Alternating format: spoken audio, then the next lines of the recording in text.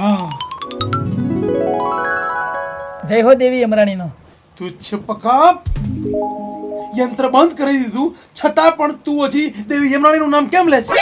અલ્યા પ્રભુ, તમારા ધર્મપત્ની છે અને એમને તો નમન કરવું એ મારું પુણ્ય કમાવું. હા, એ તું એમને વારંવાર યાદ કરી ને અમારી પીડામાં વધારો કરે છે.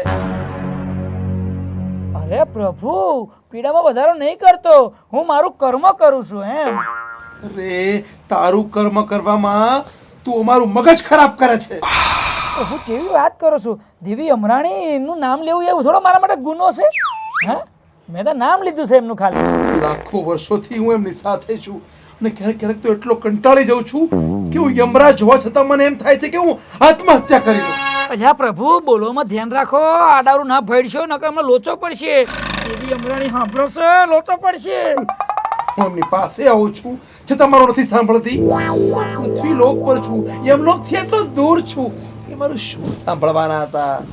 અલ્યા ભગવાન, ચૂપ રહ્યો. અલ્યા હમણાં હું નહીં બચાવી શકું. સ્વામી